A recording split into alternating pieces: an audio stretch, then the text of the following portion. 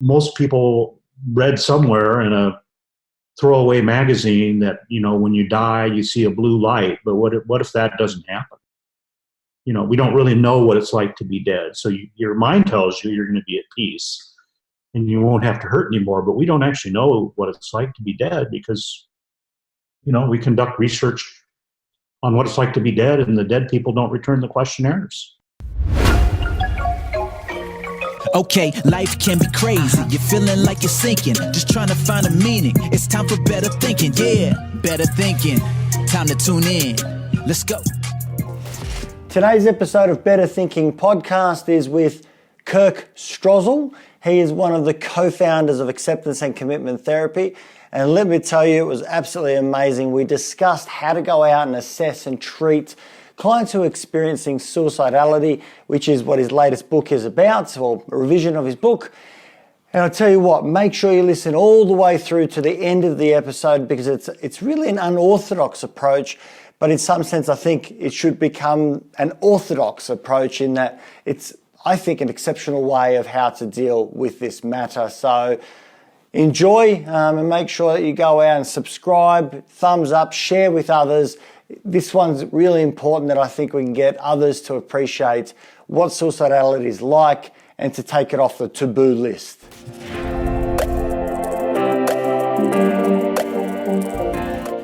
Today's podcast is with Kirk Strosahl. He is one of the co-founders of ACT, Acceptance and Commitment Therapy, and it's such a pleasure to be able to have Kirk on the show to pick his brain. We're going to talk a little bit about his latest revision of a book that is in its third edition, which is a clinical manual for assessment and treatment of suicidal patients. And hopefully we have enough time to discuss a little bit about a new book coming out around psychiatry and the ACT world, which is, I think, a new space that hasn't been written about before. But before we go into that, welcome to the show, Kirk. It's a real pleasure to have you on. With your vast experience, I'm really excited to get into your head and find out how these works have, come to life. Thanks a lot, Nesh. I'm glad to be here with you. Let's just jump straight in, as I said. Tell me a little bit about this first book of yours. Most of us have gone out in the health world, have worked with clients with suicidality, thoughts about suicide, whether it's been repetitive, whether it's been a one-off acute phase. It's something that we all deal with as health providers. And my understanding is in your book, there's a particular approach that you and your colleagues have come to understand and appreciate as being very helpful, that is guided by all of your experience. So I'm just keen to find out more and how this came about. Well, I think the first thing to realize is how shockingly prevalent suicidal and self-injurious behavior really is. And it's not just in clinical populations. There's lots of research, some of which we did early in the 80s, showing that, upwards of 10% of the general population have made at least one suicide attempt. 20 to 30% of the people in the population on top of that have seriously contemplated suicide. When you have that kind of prevalence, and of course, completed suicide is, proportionally speaking, the least likely outcome of self-destructive behavior. It's the outlier, so to speak. So, the real public health problem, at least in the United States, is suicide attempting. And people going to emergency rooms with suicide ideation, repeatedly. The average, at least the last time I checked, the average number of prior suicide attempts in hospitalized suicide attempters in the United States is 3. So, if we were doing treatment that was helping, the average prior number of attempts should be 0. And, yes. So, there's a couple of take-home messages that show up again and again in the book and the model that we use, and that is, it's not at all clear that suicidal behavior, suicidal thinking, suicide attempting is a sign of mental disorder per se. It may, in fact, be a fairly common way that people try to solve a certain kind of problem. And of course, if you're from the ACT perspective, the problem that's being solved in suicide attempting or ideating or even killing yourself is you're avoiding your own feelings. So essentially, suicidal behavior is a way of solving a problem of feeling bad inside via an avoidance behavior. And this is also why suicidality is associated with all other kinds of behaviors that we know are avoidance behaviors. For example, drug and alcohol abuse. 50% of people who make suicide attempts are intoxicated either with alcohol or drugs at the time. There's a high overlap between eating disorders and other addictive behaviors and suicidality. And of course, in the ACT model, we view addictive behaviors as, again, another form of avoidance.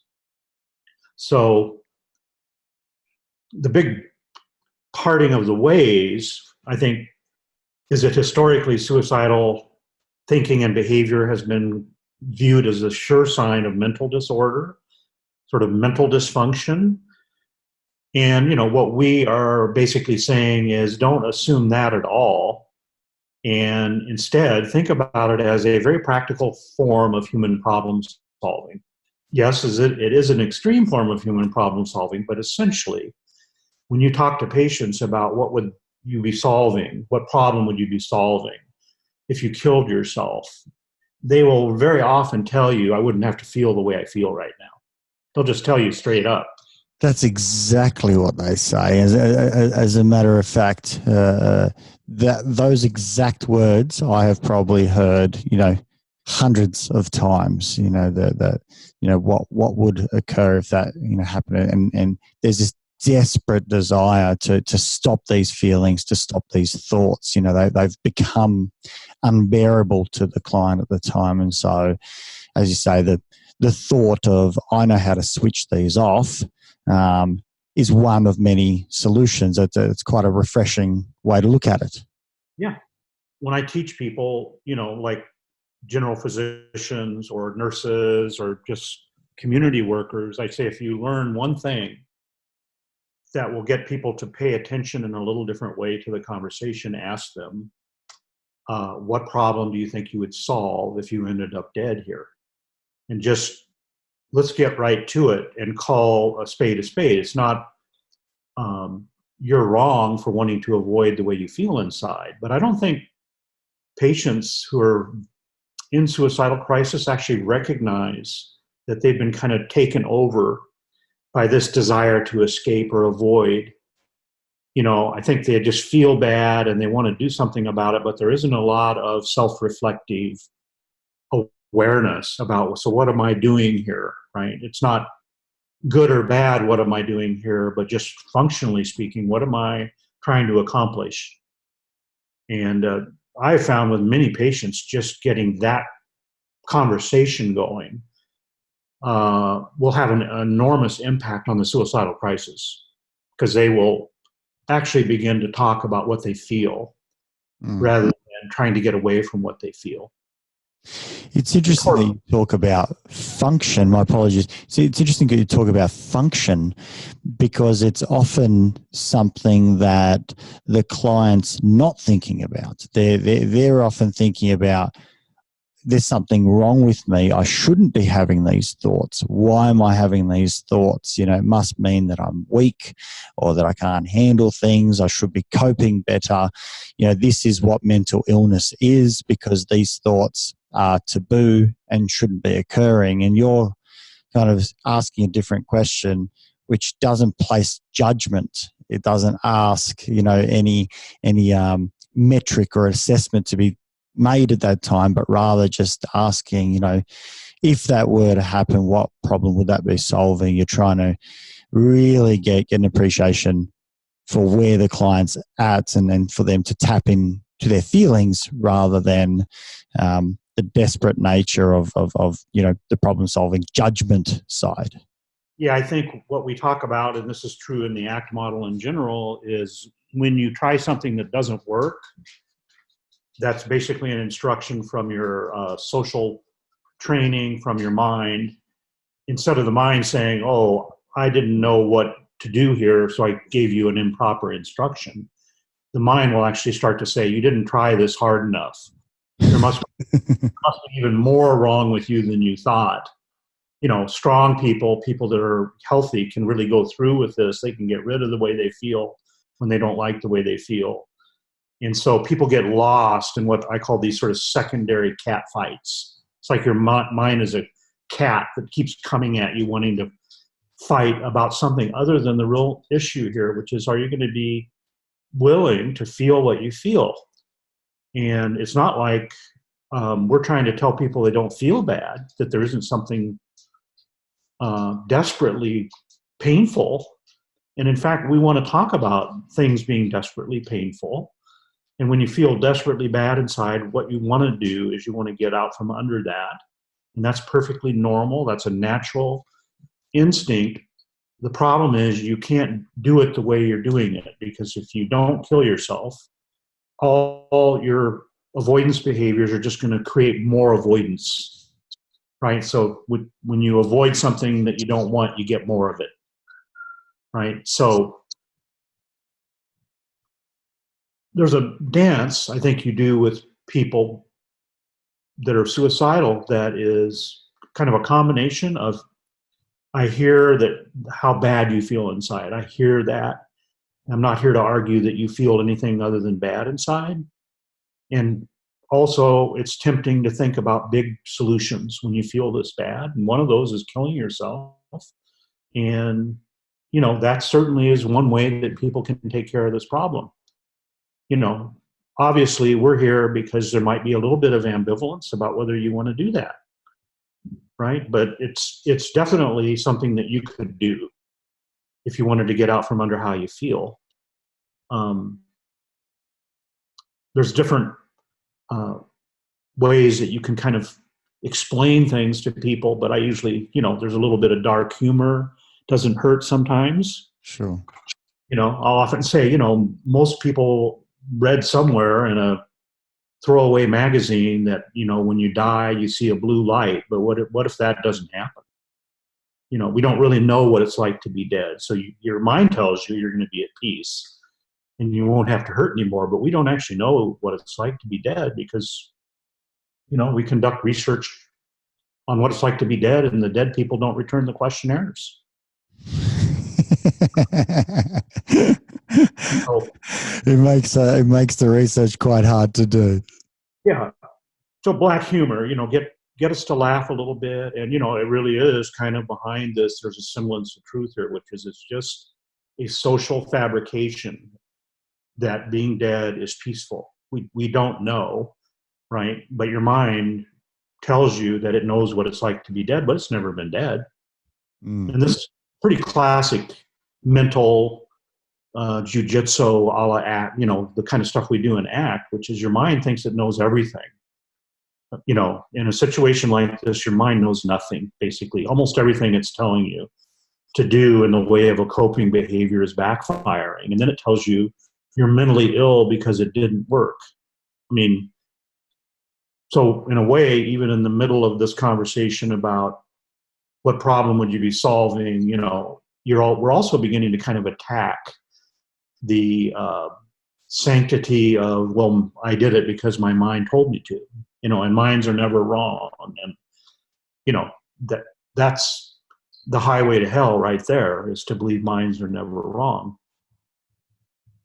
You're putting suicidality on the table and saying, yes, this is a solution that's there at the moment that's being entertained.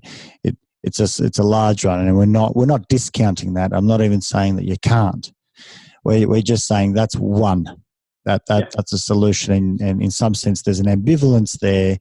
Let's let it sit there on the table, you know, with us. We're not trying to change it, remove it, contract it out, anything like that. We're just kind of acknowledging it for what it is, and not having to do, you know, any work in that space. You know, it just sits there, and you know, we've called the elephant out of the room. Yeah, and I really believe that if we get into that space and we just sit there, that one of the primary features of a suicidal crisis is feeling like you're alone and that no one is with you. You know, you're kind of on an island of pain and nobody kind of understands. Nobody can relate. You know, you can't relate to yourself. Other people can't relate to you. And so I think sometimes just getting things quiet and, you know, just talking honestly about, you know, the pain is painful. And, you know, if I was feeling the kind of pain you're feeling and I had the kind of thoughts you're having, I'd probably be thinking about killing myself too. I mean, that's why so many people think about it. It isn't an accident. So, you know, it isn't some kind of shameful thing that you think about it. It's just recognize its function, you know, kind of what are you in the middle of, so that if you do something here, you're doing it really kind of on purpose. It isn't, you're getting dragged into something by your mind that you don't really even understand. And, you know, in suicidal research, there's this sort of phenomenon called tunnel vision, which I think is this sort of cognitive narrowing that if you don't let people open up a little bit, what happens is the pain and the drive to avoid and the urgent signals from the brain and the nervous system to do something narrow the attention down to the point where people literally can't they can't see any other way, right? Even though there might be obvious ways that they could do things right here, right now, they won't see it. So, you know, this cycle of avoidance also artificially narrows attention and recognition so that people on their own are going to get drawn deeper and deeper into this spiral. The more you try to avoid, the more you think about killing yourself, the more painful it gets, but you can see less and less of what's happening because you've lost your sort of attention span. It strikes me, you know, when you're talking about that as it almost pulls in the mindfulness aspect of what ACT is, you know, kind of working with, in that if we can see it with greater clarity, we can at least be present in making the decision. So by putting these things on the table, we're mindful, we're deliberate, I think is the word you use, which is, I think, quite elegant. You know, you can at least deliberately decide rather than decide in desperation, which is impulsivity. You're kind of saying, I want you to be present and mindful in your space, and in doing so, therefore, be able to make a decision that's a deliberate one rather than one out of angst and great intense, you know, desperate hurt. You know, sometimes people will say, do you think I should do it then? And I'll say, hell no. This is a permanent solution to a temporary problem. But if you get to that spot and it's purposeful and it's intentional, I'm not going to stop you, right? I mean, different people get quite upset when I say things like that. I'm not going to orchestrate it. I'm not going to help you kill yourself. But essentially, my job is to help you choose where you want to go on your life path, right? And including not going on your life path.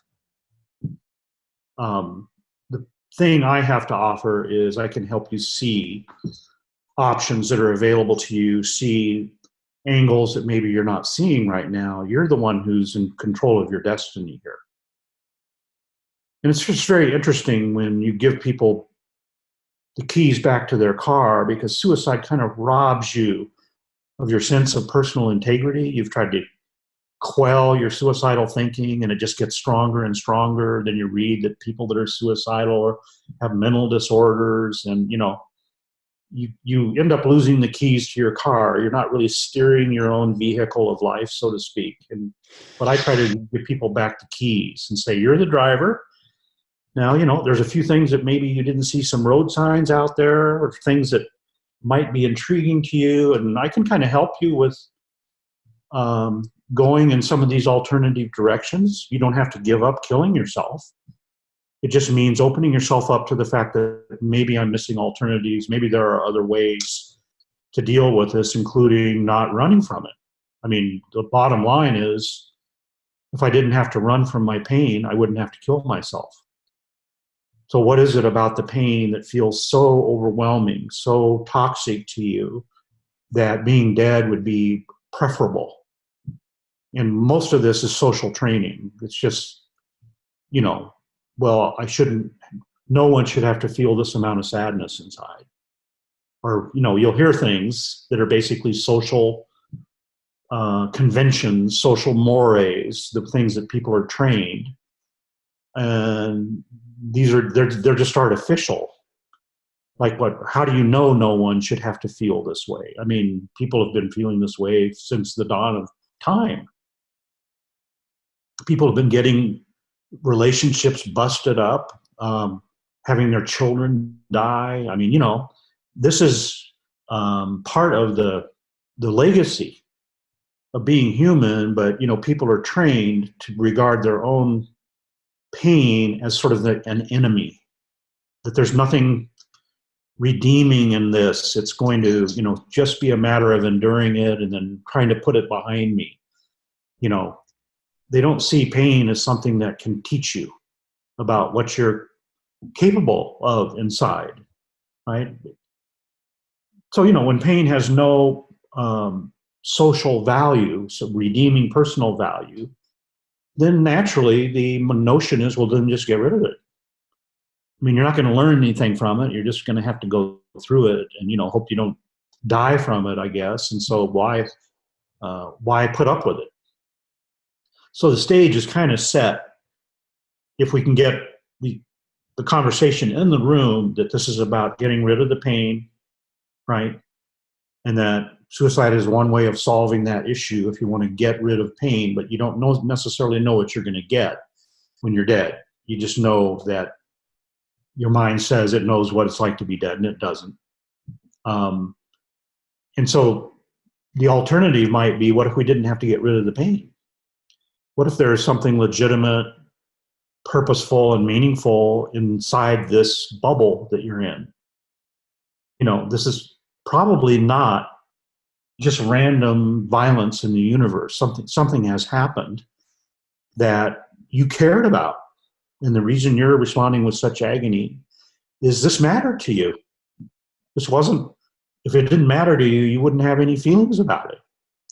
So I think we can begin to reframe the whole idea that pain, being in pain is somehow bad and something to be avoided, something to be solved, instead of listening to your pain, going through your pain, looking at the cost of caring is that you can lose. The cost of loving is that somebody can leave you. The cost of being a parent is that a kid can die in a random, incomprehensible way. There are costs associated with being human, right? And you live in a society that says, everybody gets a hall pass from pain because we have pills for everything, and you don't have to experience pain because it's bad for you. It's just a horrible message. And so to some extent, I view suicidal patients as the poster child for how toxic that message is. It takes you so far out of touch that you're even willing to kill yourself rather than be human. There's that huge socially reinforced statement of you don't have to live with pain. It's not something that you should be living with. There's a way around this. In some sense, it's almost like psychologists have been put into that sphere of, if you're feeling pain, see a psychologist. They will remove it for you, or they will show you how to reduce it. They're the gatekeepers of pain. They know how to remove this stuff. If I'll give you a pill to start with, if the pill doesn't do it, then we'll bring in the big guns, the psychologists. And if they don't do it, maybe we go to a psychiatrist or whatever it might be. And if all those means are not achieving, obviously, the unachievable, then that big message has been reinforced for years upon years upon years of just saying you should not be having pain. And it probably starts with something quite minor as a little child. If I see my daughter upset because, my other daughter took a toy from her, we as parents might accidentally go out and buy 2 toys to try and avoid upset and pain rather than actually provide the opportunity for pain and being able to, self-soothe and settle. And so we kind of have this reinforcement. And so the poster child that you say is kind of like this reinforcement that's happened over, for a lot of people, probably decades. Yeah, and this is just a particular example, but you could basically make the same argument that the reason we have, in America, we have 26 million alcoholics. It's the same basic message. If it's not okay to be in your skin, if being naturally human, which is a combination of pleasure and pain and everything in between, if that's not okay, then basically people are going to find their way into all kinds of poison, and suicidality is but one of them. And I don't think really a lot of times people have had this conversation. They're just marching along to the beat of social training. And I've always been quite fascinated by how quickly people turn away from this who are acutely suicidal or maybe sometimes chronically suicidal. If we can get into this conversation about where did you learn that feeling what you feel inside is bad for you? Where did you learn that?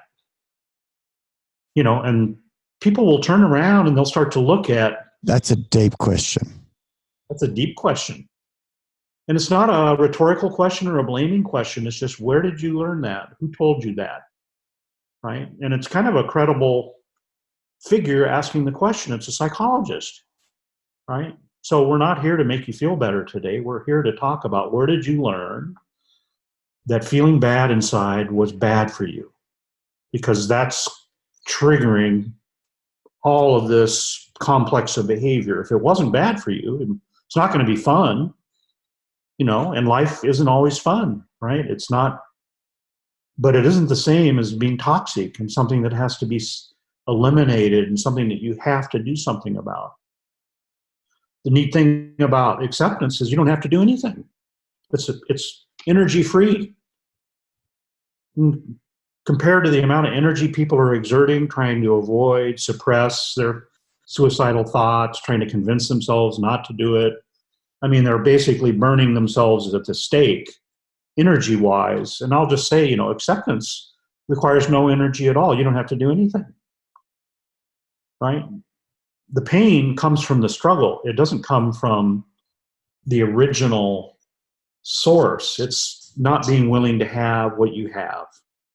That's painful because you can't get rid of what you have. You've already got it. And all you're going to do if you try to get rid of it is you're going to get more of it. And that's what turns pain into sort of suffering and trauma and sort of makes it feel so toxic that people have to take these extreme measures. But it could also be, I'm going to go out and shoot up heroin. I'm going to go out and drink. I'm going to go out and have a lot of crazy sex with people I don't know. I'm going to go and eat, right? I mean, my joke sometimes with patients is God gave us an endless number of ways to instantly get rid of our pain. The problem is every single one of them is toxic. So it wasn't God that gave it to us, it was the devil, right? Basically. Here, you can feel better instantly if you just do behavior X. The problem is behavior X unwinds your life and makes you unable to have your dreams. It's literally the garden of eating from the tree of knowledge. And so tempting. So tempting. Yes. Is that because the apple is instant? That it's juicy, it's instant. I can go out and taste it. I can get that relief of the angst of not knowing what the apple tastes like. And so it's kind of going to harass me for a while. And I can kind of stop that right now by taking a bite, versus the alternate route takes a little bit longer. I actually have to wait. I have to be patient, or I have to kind of accept that human condition of wondering. I'm going to have to wonder what that would be like, until maybe that wonder even passes itself. Eating an apple from the tree of knowledge, right? And prior to that time, they don't recognize the difference between male genitalia, female genitalia. There's no me, you, basically, and you're different than me. And the devil basically introduces them to humanness. Judgment. Right? Judgment, self-judgment, and judgment of others, right? So once you've eaten from the tree of knowledge, you can't go back, right? So God throws them out of the Garden of Eden. And then there's all kinds of mayhem for generations of people killing each other, lusting after each other's wives and children. I mean, it's basically you've unhinged people when you give them the ability to judge themselves and to judge others. I mean, that's sort of how I take that metaphor. And acceptance is not practicing non-judgment, basically, if you think about it. There's a lot of different terms people use for it. Non-reactivity, but I usually talk about practicing non-judgment. Can you just let something be there without judging it, without trying to categorize it, without trying to make it into something you desire or not, right? So doing that requires you to simply allow it to do what it does, without your interference, without you playing with it in any way. So you get a suicidal person to basically look at what they've been running from and practice non-judgment. You're not going to have a suicidal person. It isn't your feelings made you suicidal. It's your judgment of what it means to have these feelings. And then everything that spins out of that is, this is not fair. Other people don't have to do this. I should be able to suppress the way I feel. There's all these judgments that start to kind of intrude into that space. And that's what makes you suicidal. It isn't, sadness makes you suicidal. It doesn't.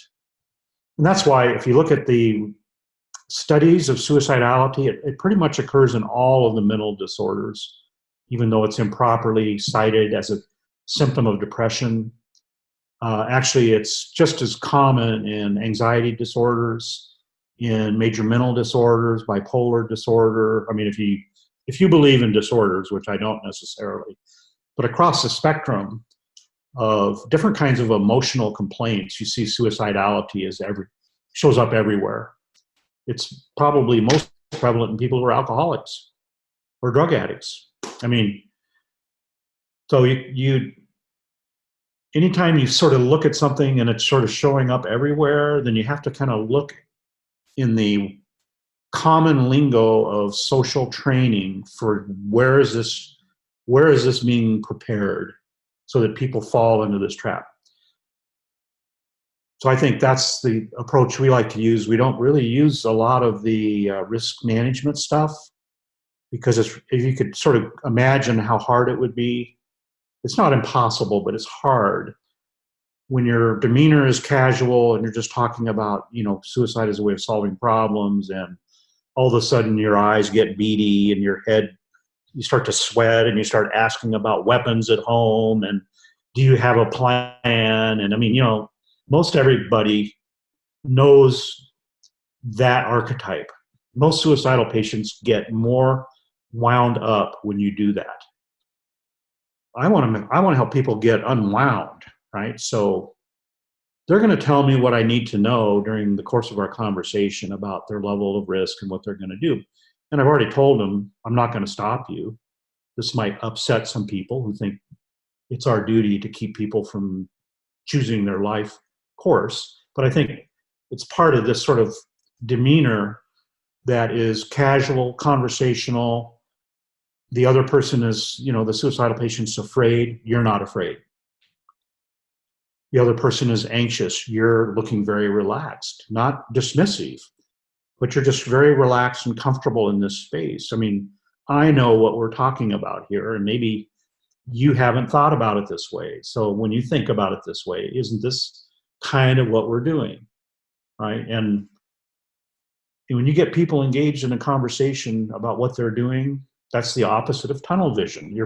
You're widening their field of attention right in front of you in the interaction.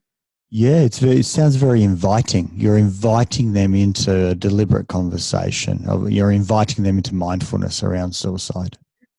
Thinking I'm not about it. afraid. I'm not afraid of it, right? So I think psychologists need to kind of do a gut check and kind of talk up to themselves about what is your demeanor like, when somebody who's a high risk walks in the room. Do you tighten up? Or do you see this in the big picture of life, which is this is what people do, right? This person is just doing what they are trained to do by society. So the task isn't to get them to not do something, it's to get them to get awake to what their training is so that they can say, oh God, I didn't realize that's what I was doing. I've had people in one session, frequently in one session, are no longer suicide risks in the classic sense. Because they're saying, I didn't realize I was doing that. I didn't see this, right? So in that case, we've done our job. I've done my job as a psychologist, which is I've given you some information that you didn't have access to. I've given you a different way to put the pieces of the puzzle together to connect the dots. And maybe this is a more credible way than the way you've been socially trained to do. Because the way you've been socially trained to do ain't working. Otherwise, you wouldn't be in here, right? I mean, our ace in the hole always is if things were working for the patient, they wouldn't be here. So we know by de facto, by virtue of the fact the person's here, that what they're doing isn't working.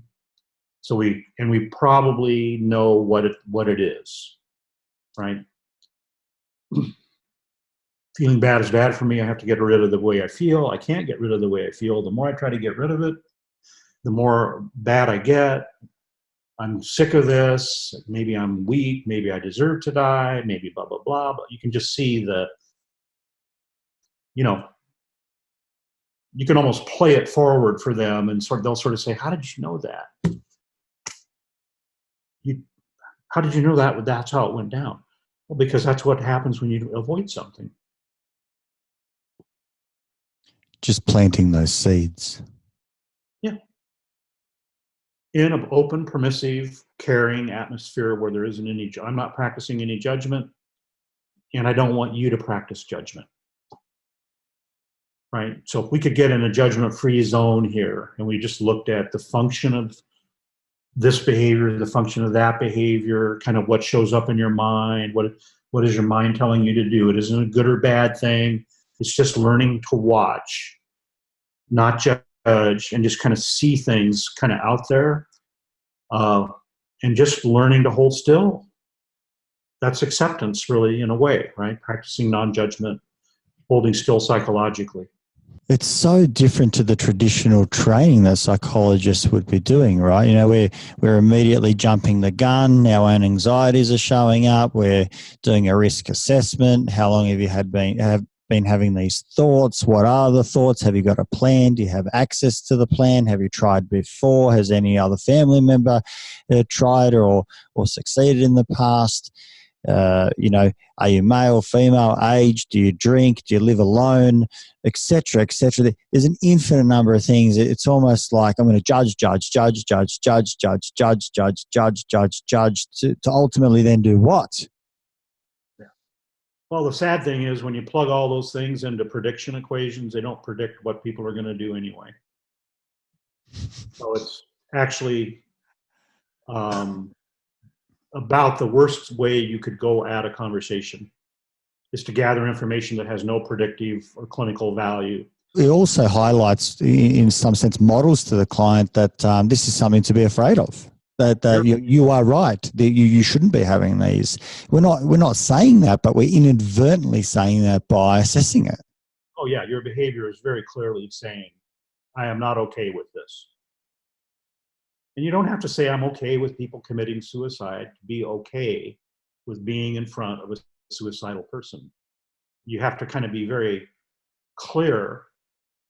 If you're not going to be okay with suicide, then there's going to become a point where you have to say what you're willing to tolerate and what you aren't. So you're going to be fair about laying out the ground rules, right? I don't think you have to be in the same camp I am, where you say purposefully, I'm not going to keep you from doing it. However, you do have to be kind of aware of your own hot buttons and how those may sort of show up in the pacing of your questioning, just the look in your face, what you seem to be interested in. When the client responds, what do you respond to? What are you looking for, right? So if you're unaware of all those things and you're just afraid, then, you're going to make the client a lot more afraid. And you're not going to really prevent anything anyway, because none of these things, there'll be people that will argue with me about this, but I've looked at the primary research and it's very clear, that you might be able to slow down the rate of suicide attempting, but there's no real evidence the psychological interventions prevent suicides proper, right? So the thing that you're doing all of this behavior around is the one thing it doesn't really stop, right? And again, I just remind people, you'll hear what you need to hear. If the person feels like you're interested and you're not afraid and you're open and you're non-judgmental, they're going to tell you what you need to hear. They'll tell you, I think I need to go in the hospital. If somebody says that to me, I'll say, fine, let's go. Right? But it's being generated by this person, not me. Right? And that isn't even really my goal. I mean, I'll often just remind people that going to the hospital isn't necessarily a positive experience either. You might feel like you're safe, but sometimes people feel stigmatized when they go and they feel like this is a turning point. And, but it's the other person's beginning to generate alternatives. That's kind of what I'm encouraging functionally. I want you to start generating your own alternatives. What are you going to do instead of sitting at home trying to combat suicidal ideation? What are you going to do with your behavior? So we talk about this in the books, the sort of the positive. It's not a no suicide contract, which has never been shown to prevent suicides, by the way. It's what kind of behavior do you wish to engage in at the time when you would normally be sitting around suicidating, right? Because if you get passive and then you sort of isolate yourself, you know what your mind is going to do, right? So let's figure out what you're going to do instead of that. So you can think about suicide while you're walking on the beach or playing Frisbee with your kid. But most of the time, people don't think about suicide in those kinds of situations, right? So we call it sort of the positive behavior action plan. We're never really saying explicitly, we want you not to think about suicide. We're saying explicitly, we want you to do something that you construe as a positive behavior for yourself, right? So it could be a pro-social behavior, it could be exercise, it could be going to a movie, it could be whatever. But when you do it, it's sort of kind of in the direction of living, not to prevent yourself from dying, but it's just simply, I'm kind of moving in the direction of living right now. 24 hours from now, I could be dead. I mean, it's almost like the question of if you weren't having suicidal thoughts or these feelings, what would you be doing? And and that allows for that alternate view, and you can kind of then take your suicidality for a walk. Yeah. Well, that's a very nice way to get at that same feature, right? Tell me what it would look like if you weren't being swamped for hours on end during the day by thinking about killing yourself. What would you be doing different? What would you be doing instead? As a way to kind of begin to look at alternative behavior paths. Again, this sort of widening, you don't notice the function though. Yeah. Widening the attention span, widening the field of attention, I think is central as sort of a core process, right? That you're not going to be looking at things narrowly. You're going to be starting to look at things more expansively. You're going to be looking at a broader picture about how things are put together. And that shift, I think, is the nail in the coffin for suicidality. It really relies on you becoming almost single-minded in your focus, that I'm going to keep avoiding harder and harder and harder until I die, right? And when we reverse that and open it up, we don't really have to talk about specifically, okay, you're not going to kill yourself now, right? It's implicit. You know, once you see more options available to you, people don't kill themselves because they think they've got lots of options. They kill themselves because they think they have no options. Mm. So once you're doing things differently in terms of your field of attention, you're out there behaving, you know, even in the first hours in a crisis, I found that people, if you get real specific and talk about, you know, what would be a positive behavior, not necessarily something that keeps you from killing yourself, but just something that's a positive behavior. It has a positive valence to it. If you did it, it would be somewhat reinforcing. The people will do that. Be people that, you know, you might be feeling very queasy when they come in the office. By the time you get done, they will go forth and do stuff. They don't have a plan other than fighting the way they feel. So yeah, we want to undo fighting the way you feel, but we also want to remember we got to give them a plan, right? I want you to do this instead of that, right? This is going to come across better for your psychology than doing that. You've got a lot of experience with that. You know what it feels like. You know how it ends. We don't need to go there and experiment with that one, right? What we don't know is what would happen if you tried it behavior Y or behavior Z. And let's talk about things that are intriguing to you as behavior Ys or Zs. And then go out and experiment and see how that feels. In ACT, in fact, more in fact than ACT, but we talk about, you know, the therapist's job is to create behavior variability where there is none, right? So from a functional perspective, people come in because their behavior has become excessively narrow, formulaic, and repetitive, and it doesn't work. It's not working behavior, but it's getting narrower and narrower. And this isn't just for suicidality. I think this is true for why people come in to see therapists, why they cross that bridge. So if I just said the biggest thing you're dealing with is somebody who doesn't vary their behavior in situations that absolutely require you to vary your behavior. You know, if you feel devastated because your spouse left you, you have to experiment with different ways of being devastated and learning how to be devastated, right, in a way that turns out to be productive. So if you stop varying your behavior, which is what suicidality does, right, instead of trying different things and seeing, well, man, I felt a little bit different when I did that. Going to that, you know, community forum where I met somebody and talked to them for a while, it felt a little bit different than how it felt when I'm at home locked in my room with the lights turned out, thinking about how I'm going to kill myself, right? If we don't get behavior variability, then we're not doing our job as therapists. I mean, that's all.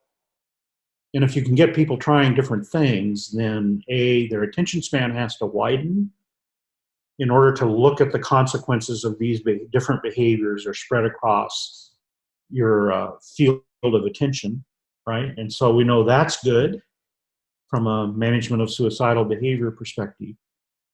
And people will usually find things relatively quickly that feel better than simply being paralyzed with angst. It's that same message of going from that narrow focus of, rumination of I need to remove this pain to breadth. And in some sense, the narrowness here has become the narrowness of behavior, whether it be the narrow behavior of I find myself now not going to work and staying in bed and, getting out of bed, watching a little bit of television, staying indoors, saying no to social events, going back to bed, ruminating more throughout the day, and rinse, repeat. And that narrowness in and of itself, if you were to chuck myself or yourself in a room and did that over and over, you and I, even if we weren't initially, suicidal, we would probably start to have thoughts like that, because we would say, I can't live like this. Maybe there is a better solution to this, which is the ultimate solution. At least the mind will entertain that, because the context has actually become very narrow too, by virtue of those decisions. I love it when clients say, I can't live like this anymore. I love it as a pickup line. What I call a pickup line, because I'll say, what do you mean like this? Describe to me what like this is, right? And what we're going to hear is basically what you described, doing the same thing over and over again, even though it doesn't work, right? And blaming it, not blaming the strategy, because your mind never takes the blame for anything.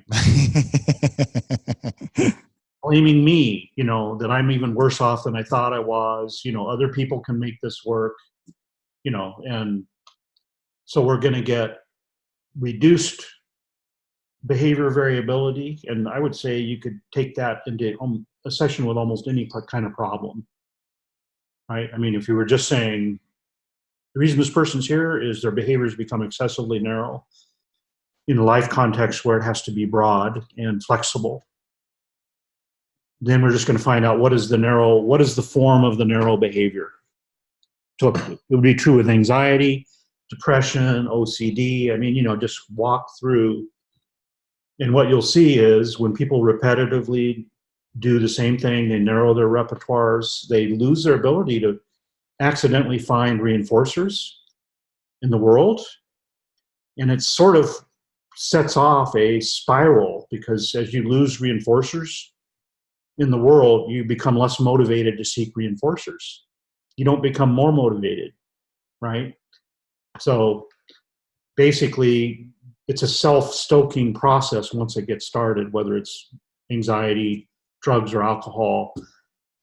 If you look at it functionally, it's always the behavioral repertoire gets excessively narrow and rigid, and it just gets rigider, right? And the loss of contact with reinforcers kind of improperly balanced, it creates an imbalance between negative reinforcement and then our natural ability to find countering, sort of counter agents.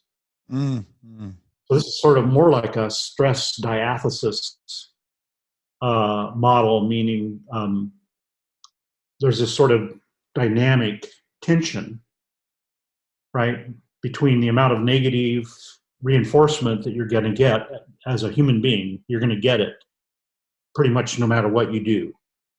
And then your ability to kind of balance that by finding positive reinforcement and keeping your behavior flexible, because negative reinforcers invite you into the house of rigidity.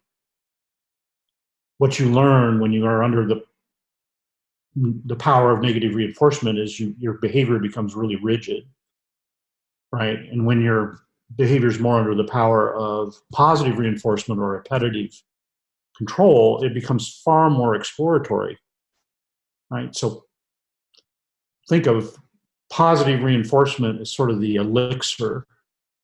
And that's why when we work with suicidal patients, we don't just send them home understanding that this is just a form of emotional avoidance behavior, but I want you to actively go looking for some sources of positive reinforcement. Introducing variability to then create an opportunity for that insight to occur, a different feedback loop to naturally occur post variability, or a new comfort zone, to some seeds have been sown, some further exploration. The mind has opened up a bit. Yeah. And I think people who are locked in on preventing suicide often sort of think, well, once I've got that done, we're done, right? But the problem that brought this person in is a real problem. This is not. Yes. So, you're basically just dealing with a symptom of reduced behavior variability. This is what happens, right? And the particular form this one takes is it's an avoidance behavior, it's an emotional avoidance, right? But it's rigid, it's formulaic, right? And so just because you stopped that doesn't mean, doves flew out of the box, God showed up in the heavens, all's right with the world. It means this person still has some major friggin' problems that they have to deal with, right? And I've seen a lot of times where psychologists get very lax when they feel like the risk is done, that their job is done. When in fact, the risk isn't really the job in the first place. When you need to get busy is when the person's behavior starts to vary. We need to help this person vary it even more and find what works better, right? I mean, so we're kind of working right into that positive ratio, right? Between you're going to have to eat some crow here, like American saying, right? You're going to have to take some medicine you don't like here, and because if you get attached to somebody, they can divorce you, right? I mean, they can fall in love with somebody else. So, and when that happens, you got to be willing to pay the piper, right?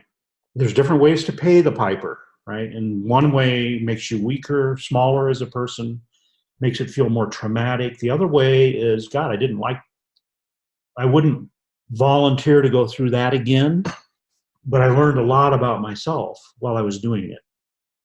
Like I learned I could actually cope with feeling really bad inside, and I could even have doubts about my ability to cope, that I could cope, and I was still able to cope. So even when I doubted myself, I was able to do it. I mean, so those are really, really important life lessons. Those are things that are going to come, they're going to come in very handy as you continue to kind of move down. Imagine the next relationship you get in, if you're only concerned about not getting hurt, you're going to have nothing but dysfunctional relationships. I mean, there's sort of this loss of pleasure, the loss of joy, the loss of opportunity, because it's a fear-based rather than saying, hey, let's grab this relationship and squeeze the juice out of it, because there's so much in there. And if I get hurt along the way, I will get through, because I know I can get through. In the meantime, let's put another record on and enjoy what we've got and embrace this. Yeah. And you don't know what's going to happen. So you either sign up to play the game of life or you don't, right? And I think you can actually get there, suicidal people, pretty much any client, if they start to understand, you can't just select the things that you want to have happen to you. And the most meaningful things that happen in your life are the where you could fail, you could get rejected, you could have a major disappointment. Those are the things that have a lasting value for us. Not because we did get rejected or we did get disappointed, but because we were willing to take that risk. And maybe sometimes we did get nailed, right? And when you get nailed, it doesn't feel good. So then there's a fork in the road here. What are you going to do when you don't feel good inside, right? And what we want to encourage is stay flexible, right? Stay open, don't judge. You can say, I don't like the way I feel inside. That doesn't mean it's bad or it's good or it's fair or unfair. It just is what it is. And keep your eyes focused on the other things that matter, which are going to pull you out into behavior variability again. You're going to keep exploring because there's more than one thing that matters to you, right?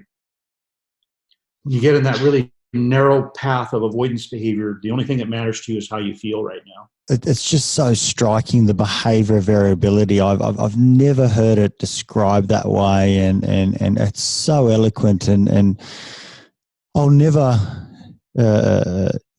This has honestly changed the way that I look at my clients, whether we're talking about suicidality or any other behavior, to kind of observe and think about, you know, even in my own life, you know, where I'm probably most unhappy is where I'm doing the same damn thing, and I haven't tried anything.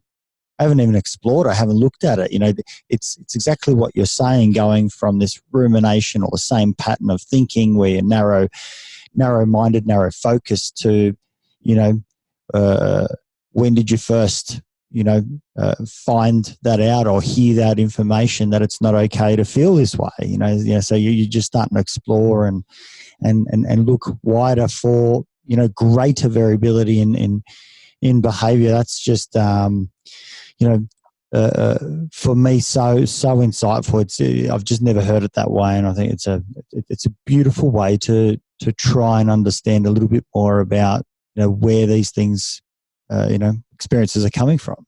Yeah, I think it's important to breed, you know, curiosity, and actually a slight tone of amusement, not condescension. Yes, but it is funny. It is funny how we get taught things that we don't even realize we were taught, and then at the most important moment in life, this thing that we got taught that we didn't even know we got taught starts to determine the outcome. Yes. Right? And isn't it amusing that that's, you know, and the way out of that is you have to stop believing your mind. I mean, it's basically not disregarding your mind, but just not believing it in certain areas. But being curious about what would happen if, you know, is also the beginning of behavior variability. When I talk to people about varying their behavior, that's how I'll usually put it. What would happen? What do you think would happen if you tried this? And the person would say, I don't know. Well, would you be willing to try and see? That's the beginning of behavior variability. Yeah. You're right. I don't know what would happen either. And so we'll never actually know what's going to happen until you go out and do that behavior, will we? So the behavior might work. It might be a positive thing. It might be a neutral thing. It might be something we don't want to do again. But we're never going to know until we go out and do it, because your mind has absolutely no idea. It thinks it can predict the future, and it thinks it can read tea leaves. But in fact, it has no idea what's going to happen. I love the way that you talk about it in that way. That kind of does go out and hold it lightly, you know, that it's reading tea leaves. It's an elegant way. And I think that this discussion around suicidality and, you know, a real different perspective of how to, you know, work with others. And I think the applications are much greater than just suicidality. So I think there's a lot that our listeners can get from this. Can I ask you, where can our listeners find out more about, you know, this work and other works of yours? Because I think there's, you know, I'd love to be able to be on the podcast for another 6 hours with you, but I'll have to invite you on for another chat, maybe about the your works with the, you know, active psychiatry for another episode. But how can people find out more about, you know, the work that we've discussed today? You can go to my website. It's www.heartmattersconsulting.com. Heartmattersconsulting.com. And if you want to specifically look for the suicide book, it's available at American Psychiatric Publishing. That's the publishing arm of the American Psychiatric Association. So if you just Google www.app.org, you should see American Psychiatric Publishing. You can get access to the book that way. But there's a link in my website to that, the APP website, if you want to use the other avenue. And the website also keeps people apprised of new book projects that are coming out. We talk a little bit about the ACT in Psychiatry book that'll be coming out early in 2020. It's actually in the editing process right now. And I'm just getting ready to write another book with my daughter, my 32-year-old daughter. It's going to be a censored title because it's Unfuck Yourself. 2 stars in the middle. Learning to live with the intolerable pressure of being alive. Yeah, wow. Kind of a self-help book for people that are just fed up with the social bullshit training that we're getting on how to be human. So that's in the process of being written right now. So the first book that'll come out will be the ACT in Psychiatry book early next year, I'm guessing. A nice thing about that book, by the way, is that we will also have a instructional video library attached to it. So we'll actually have a lot of demonstration of core ACT skills that are pertinent to the practice of psychiatry. But really, if you watch these interactions, they are basic. They'd work for any therapist, would benefit from them. And they come with the book. So if you buy the book, you have access to the instructional videos.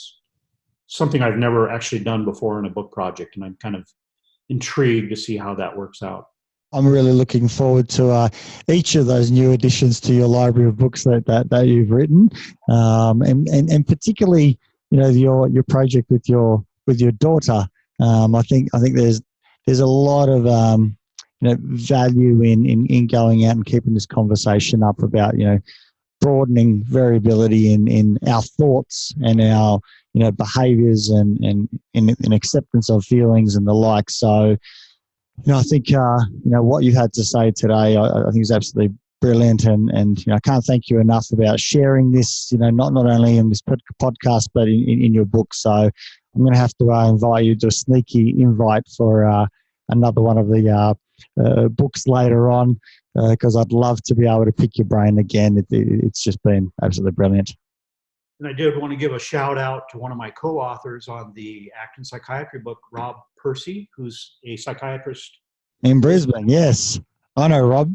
Yeah, he does some of the videos in the demonstration and just does a wonderful job demonstrating the matrix in a psychiatric interview context. So he's been marvelous to work with. And he will be a player in the Australian psychiatry scene when the book comes out. Yeah, fantastic. And I know that Rob has always been, you know, ahead of the game in terms of, at least in my mind, in terms of, you know, marrying those two worlds up of acceptance and, you know, functional, you know, prescribing of medication. And you know, it's a very slippery sort of context, because, you know, what we prescribe for and what someone hears are two different things, or evolves over time. So it's a very interesting sort of space. So looking forward to that one coming out. Yep, it'll be fun. Kirk, once again, thank you very, very much, and I hope I can nab you to have another chat at some time in the future. I'd be delighted. Thanks. Okay, take care. You too. Cheers. If you enjoyed this podcast, please support it by going to iTunes and putting a review, subscribe, share it via social media, and tell others about it. Start a conversation. It's listeners like you that make this able and possible, and why we bring in these guests to go out and share their knowledge and resources. And just lastly, if you are a psychologist and you want to go out and be part of a bigger team, develop your experience and get into some exciting work, come to strategicpsychology.com.au/careers and reach out. I'd love to hear from you.